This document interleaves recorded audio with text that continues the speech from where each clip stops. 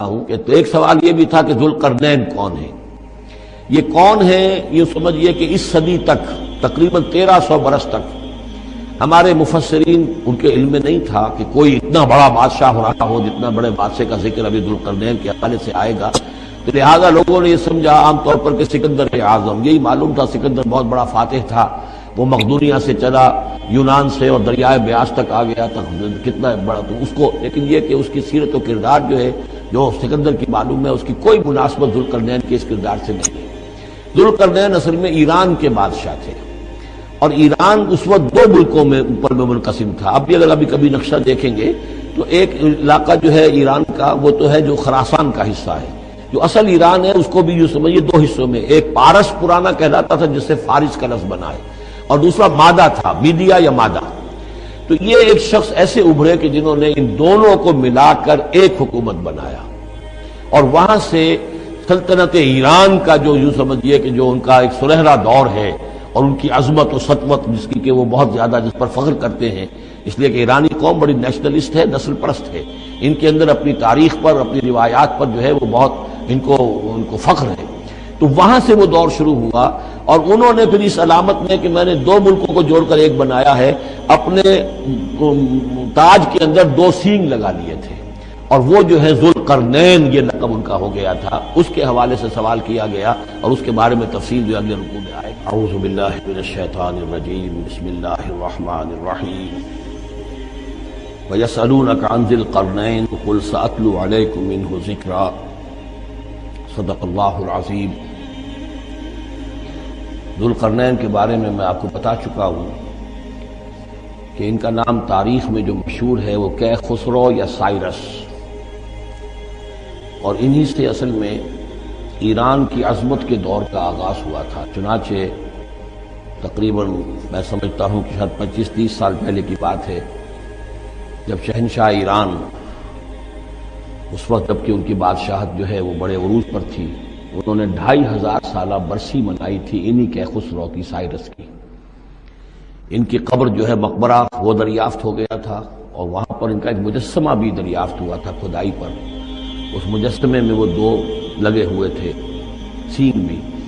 اس موضوع پر سب سے پہلے مولانا ابوالکلام آزاد مرحوم نے جو اپنی ترجمان القرآن کے نام سے انہوں نے مختصر ترجمہ اور تفسیر لکھی ہے، اس میں بڑے تفصیلی نوٹس لکھے ہیں۔ سب سے پہلے اہل علم کے حلقے میں ان کے بارے میں جو معلومات ہیں وہ ان کے ذریعے سے آئی ہیں، اب یہ تقریباً یونیورسلی ایکسیپٹڈ ہے۔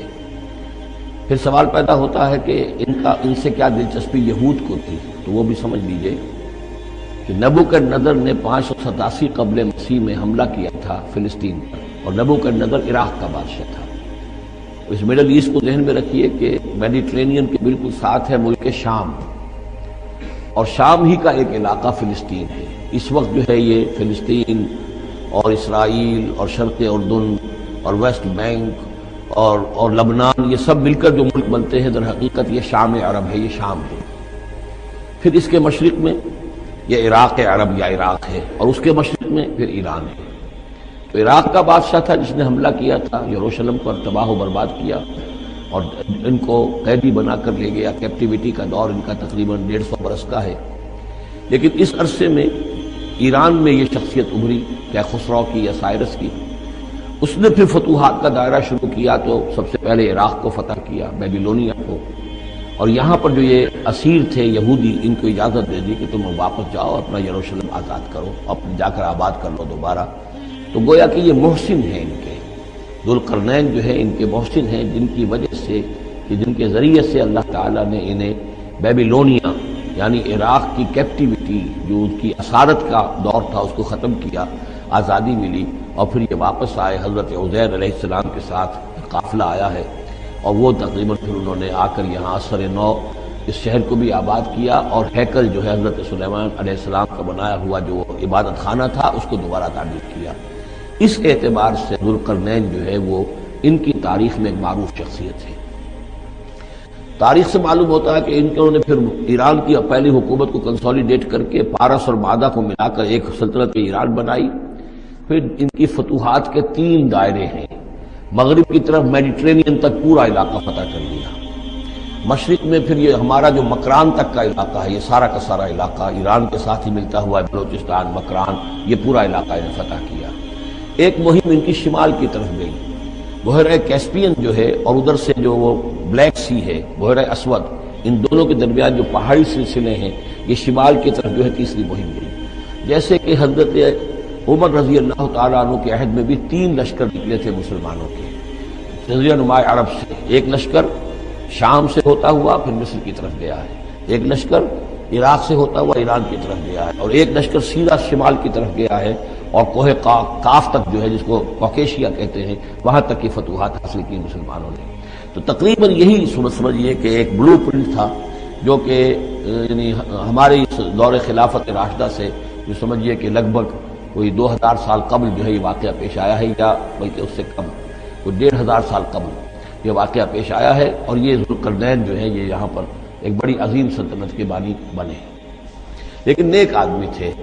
اور معلوم یہ ہوتا ہے کہ یہ اصل میں جو کہانیاں ہیں، یہ ان کی داستانیں ہیں کہ ان کو قتل کیا جانا تھا، یہ کہیں شہزادے تھے کسی چھوٹی سی مملکت کے، اور وہاں سے ان کو کسی نے بچایا کسی طریقے سے، اور پھر یہ صحرا میں رہے روپوش، اور وہاں کسی نبی کی تعلیم سے ان کو آشنائی ہوئی ہے۔ ہو سکتا ہے کوئی اسرائیلی نبی ہی کی تعلیم ہو، یہ بھی ہو سکتا ہے کہ زرتشت جو ہیں وہ بھی کوئی اللہ کے نبی ہوں اور ان کی تعلیم ان تک پہنچی ہو، لیکن خود ان کا کردار جو قرآن پیش کر رہا ہے وہ بہت ایک نیک مومن صالح ایک بندہ مومن، اس کا کردار ہے۔ یہ کردار جو ہے کسی بھی درجے میں 1% بھی جو ہے وہ کسی اور دوسرے فاتح پر یا کسی اور حکمران کے اوپر، جنہیں بھی ہم جانتے ہیں تاریخی اعتبار سے، ان پر منطبق نہیں ہوتا۔ یہ انہی کی شخصیت ہے۔ وَيَسْأَلُونَكَ عَنِ ذِي الْقَرْنَيْنِ، اور اے نبی آپ سے پوچھ رہے ہیں ذوالقرنین کے بارے میں، قُلْ سَأَتْلُو عَلَيْكُم مِّنْهُ ذِكْرًا، ان سے کہیے میں عنقریب تمہیں اس کے بارے میں حالات بتاتا ہوں۔ اِنَّا مَكَّنَّا لَهُ فِي الْأَرْضِ، ہم نے اسے زمین میں بڑا تمکن عطا کیا تھا، غلبہ عطا کیا تھا، وَآتَيْنَاهُ مِن كُلِّ شَيْءٍ سَبَبًا، اور ہم نے اسے ہر طرح کا ساز و سامان، وسائل و ذرائع، تمام اسباب جو ہیں فراہم کر دیے تھے۔ فَأَتْبَعَ سَبَبًا، تو انہوں نے پھر ایک مہم تیار کی، یعنی ایک فتوحات کا دائرہ مغرب کی طرف، حتی اذا بلغ مغرب الشمس، یہاں تک کہ جب وہ سورج کے غروب ہونے کی جگہ تک پہنچ گئے۔ اب یہ پرانے زمانے میں ظاہر بات ہے کہ پورا اس سے زیادہ نقشہ تو لوگوں کو معلوم بھی نہیں تھا۔ جب میڈیٹرینین کے ساحل پر پہنچ گئے تو معلوم آگے تو سمندر ہے، اور سمندر میں پھر آدمی کو محسوس ہوتا ہے سورج ڈوبتا ہوا۔ اگر آپ ساحل سمندر پر کھڑے ہو کر دیکھیں تو معلوم ہوتا ہے سمندر میں سورج ڈوب رہا ہے، تو یہ گویا کہ مغرب الشمس بن گیا ان کے لیے، وہ یہ سورج کے ڈوبنے کی جگہ۔ حتی اذا بلغ مغرب الشمس، جب وہ پہنچ گئے سورج کے غروب ہونے کی جگہ، وجدھا تغرب فی عین حمیۃ، تو انہوں نے دیکھا اسے ڈوبتے ہوئے، وہ ڈوب رہا ہے ایک بڑے گدلے سے سمندر کے اندر۔ وہ جو وہاں کا سمندر ہے بڑا گدلا سا ہے، یہ ایجین سی وغیرہ جو کہلاتے ہیں، یہ بہت گدلے سے پانی کے ہیں۔ ووجد عندها قوما، اور وہاں انہوں نے ایک قوم کو پایا مراد یہ کہ اس قوم پر انہیں فتح ہوئی، جنگ ہوئی، انہوں نے ان کو شکست دی، اور وہ قوم گویا کہ اب ان کے رحم و کرم پر ان کی گویا کہ محکوم ہو گئی۔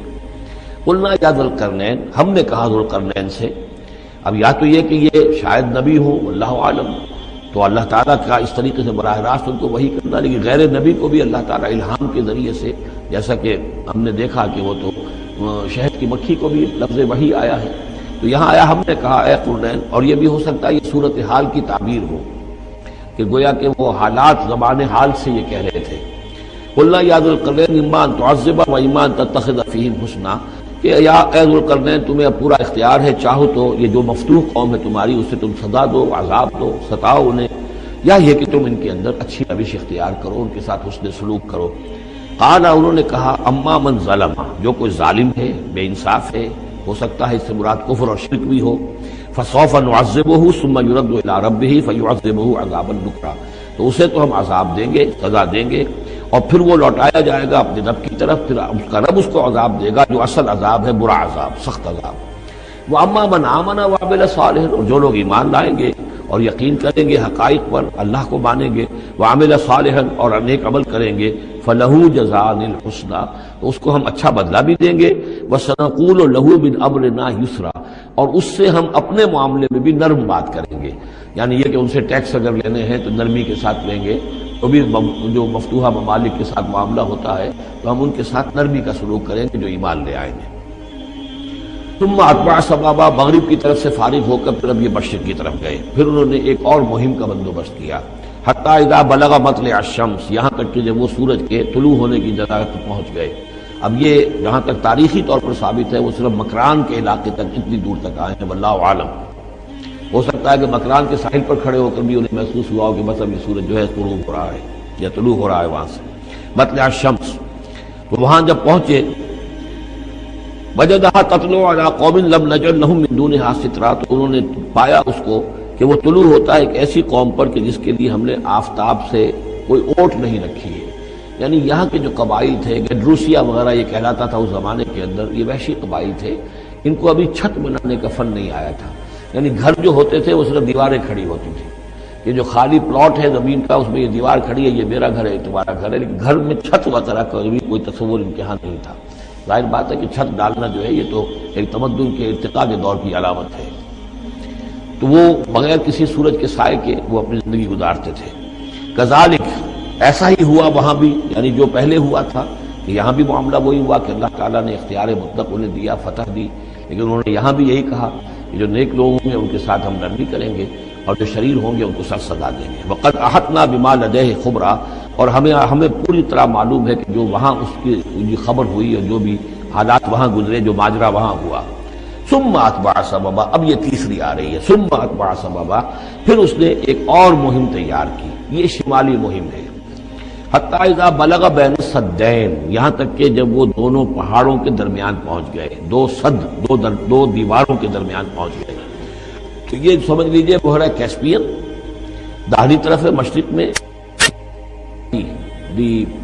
بحیرہ اسود، بحر اسود، اس کے درمیان یہ سلسلہ کوہ ہے اور یہ پیرلل چلتے ہیں دو اور ان کے درمیان سے پھر وہ درے ہیں کہ جن میں سے ہو کر شمالی علاقے سے جو وحشی قبائل تھے وہ آ کر یہاں حملہ کرتے تھے، تاخت و تاراج کرتے تھے، لوٹ مار کر کے چلے جاتے تھے، جن کو یاجوج ماجوج کہا گیا ہے.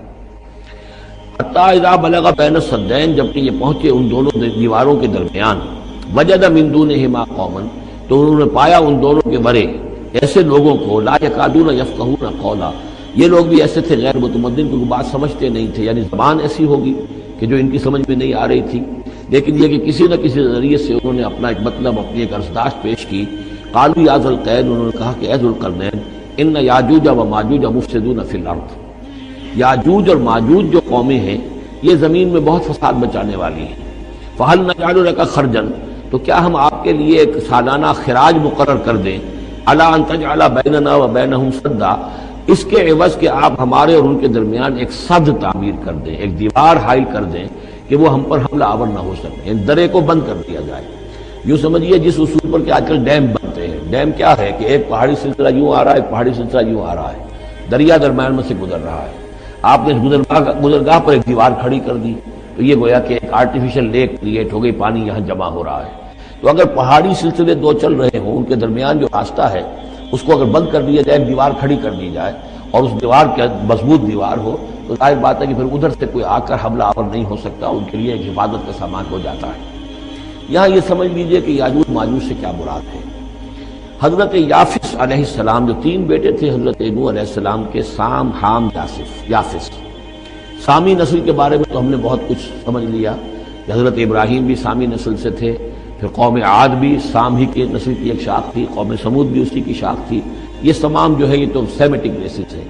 حضرت یافس کی اولاد نے یہ سینٹرل ایشین ماؤنٹینز کا جو سلسلہ ہے اس کو کراس کیا اور شمال میں چلے گئے، اور شمال میں جا کر دائیں بائیں پھیل گئے. پھر یہ میدان ہے، ٹنڈرے کے میدان اور فلانے میدان اور بڑے بڑے کھلے میدان ہیں. تو گویا کہ ایشیا کو درمیان میں جو سلسلہ کو ہے تقسیم کر دیتا ہے، ایک شمالی حصہ ہے، ایک اس کا اس کے جنوبی حصہ ہے.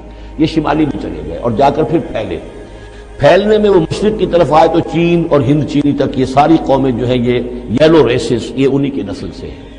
اور مغرب میں چلے تو روس، اور روس سے ہو کر روس کے ساتھ ملتا ہوا علاقہ ہے اسکینڈینیوین کنٹریز کے ساتھ، پھر وہاں سے وہ اتر کے اور یورپ کے بھی جو یہ مغربی ممالک ہیں، اینگلو سیکسنز جو ہیں، یہ بھی در حقیقت اسی سے اسکینڈینیوین کنٹریز سے اترے ہوئے لوگ ہیں.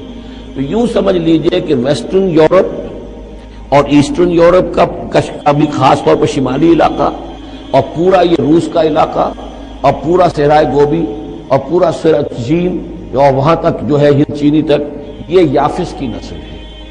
یافس کے جن بیٹوں کے نام تورات میں آئے ہیں، کئی نام ہیں، وہ کوئی ایک دو نہیں، ان میں گوگ اینڈ میگوگ بھی ہے، توبال بھی ہے، موسک بھی ہے۔ موسک ایک شخص کا نام ہے، اور ماسکو ہو سکتا ہے کہ اسی نے آباد کیا ہو اور وہیں سے وہ نام بنا ہو۔ توبال اور بالٹک سی جو ہے اس ایریا کے اندر جو ہے بالٹک سٹیٹس، توبال ان کے ایک بیٹے کا نام تھا۔ یہ تورات کے اندر نام دیے گئے ہیں۔ گوگ اینڈ میگوگ، یاجوج ماجوج، یہ بھی انہی کے بیٹوں کے۔ یہ تمام اقوام جو ہے یہ وحشی ہیں، اور یہ تاخت و تاراج کرنا، لوٹ مار کرنا، یہ ان کا طریقہ ہے، اور ان کا ہے ذکر جو یہاں پر ہو رہا ہے۔ یہ جو سیلاب آیا تھا، کولونیل سیلاب جو ہم پر آیا تھا، جس میں کہ یہ اینگلو سیکسنز تھے، یہ سب کے سب جو ہیں یہ اسی نارڈک ریسز سے ہیں، یہ بھی یاجوج اور ماجوج کی نسل ہیں۔ ایک سیلاب ان کا آ چکا ہے جو آیا تھا یورپ کے سے نکل کر، یہ کولونیل سیلاب آیا اور پوری دنیا کے اوپر چھا گیا تھا، ایشیا اور افریقہ کو انہوں نے فتح کیا، کولونائز کیا۔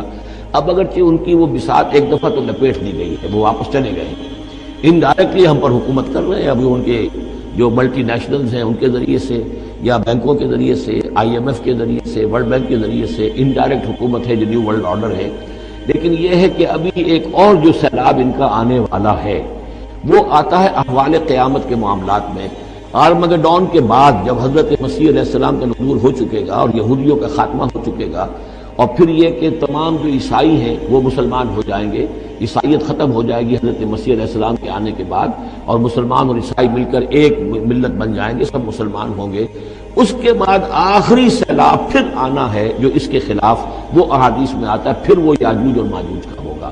اور میرے نزدیک یہ یاجوج اور ماجوج جو ہیں وہ ایسٹرن علاقے سے آئیں گے، چائنا وغیرہ سے، ہند چینی سے۔ آرمگڈون جو ابھی ہونی ہے فوری طور پر بڑی جنگ، اس میں یہ لوگ جو ہے بیٹھے رہیں گے، یہ جنگ میں حصہ نہیں لیں گے۔ یہ مڈل ایسٹ میں جنگ ہوگی، یورپین پاور ساری ہوں گی، کرسچین پوری طاقتیں ہوں گی، اور ادھر جو ہے مسلمان ہوں گے، اور حضرت مہدی جو ظاہر ہوں گے، جو اللہ تعالیٰ ایک عنایت کرے گا مسلمانوں کو لیڈر عرب کے اندر، وہ پیدا ہوں گے، مجدد ہوں گے، اور ان کے ذریعے سے عرب کے اندر ایک اسلامی حکومت بھی قائم ہوگی۔ لیکن ان کے لیے مدد کے لیے خراسان کے علاقے سے فوجیں آئیں گی، مشرق سے آئیں گی، اور یہ علاقہ جو ہے وہ ہے جو ہمارے قریب ہے، اور ہم بھی اسی علاقے میں ہیں۔ اللہ تعالیٰ ہمیں توفیق دے کہ یہاں وہ ہم پہلے اس نظام میں خلافت قائم کریں، تاکہ یہاں سے پھر فوجیں جائیں اور حضرت مسیح کے ساتھ ہو کر اور حضرت مہدی کے ساتھ ہو کر عیسائیوں اور یہودیوں کے ساتھ جنگ کریں، اور بالآخر پھر یہ کہ پوری دنیا میں اسلام کا بول بالا ہوگا۔ لیکن جب یہ ہو چکے گا، اس کے بعد ایک سیلاب پھر آئے گا یاجوج اور ماجوج کا۔ تو یہ چونکہ پوری ایک سلسلہ ہے، ایک نسلیں ہیں اس کے اندر بہت سی، تو ان میں چونکہ تفسیری اعتبار سے بہت سی باتیں جو ہے مختلف آراء بھی سامنے آئیں گی، تو میں نے جو رائے میری ہے وہ آپ کے سامنے بیان کر دی ہے۔ اس وقت میں وہ یاجوج ماجوج تھے جو ان شمالی دروں سے آ کر حملے کرتے تھے۔ قالوا یا ذا القرنین ان یاجوج و ماجوج مفسدون فی الارض۔ وہ جو میں نے عرض کیا ہے کہ قیامت کے قریب بھی معاملہ ہوگا، یہ سورہ انبیاء کی آیات 97-98 ہے۔ حتی اذا فتحت یاجوج و ماجوج وهم من کل حدب ینسلون واقترب الوعد الحق فاذا هی شاخصۃ ابصار الذین کفروا۔ اب زیادہ دور نہیں، ہم سورہ انبیاء بھی قریب آ رہی ہے، انشاءاللہ وہاں اس کو ہم پڑھیں گے۔ تو دو جگہ قرآن مجید میں یاجوج اور ماجوج کا ذکر ہے، ایک یہ جو قریب قیامت میں ان کا جو ظہور ہونے والا ہے، ایک اس وقت کا معاملہ یہ چھوٹا سا تھا کہ جو ذوالقرنین کے سامنے آیا ہے۔ تو کیا ہم آپ کے لیے ایک سالانہ خراج طے کر دیں تاکہ آپ ہمارے لیے یہاں ایک سد تعمیر کر دیں، ایک بند باندھ دیں یہاں پر؟ قال ما مکنی فیہ ربی خیر۔ اب دیکھیے ان کا کردار، ان کا مجھے جو کچھ میرے رب نے دے رکھا ہے، دولت دے رکھی ہے، مال دے رکھا ہے، وہ بہت بہتر ہے اس سے کہ جو تم مجھے پیش کر رہے ہیں۔ مجھے خراج کی ضرورت نہیں ہے، ہاں تمہاری ایک ضرورت ہے، میں وہ پوری کر دیتا ہوں۔ فَعِینُونِی بِقُوَّةٍ، مجھے مین پاور فراہم کرو۔ ستا اٹھ کے کوئی نہیں خوش ہوتا،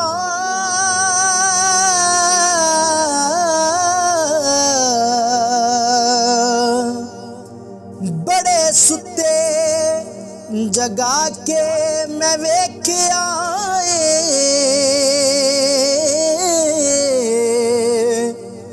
کتے جیا نہیں کوئی وفادار ڈٹھا، تے ٹکر سکا بھی پا کے ویکھ آئے۔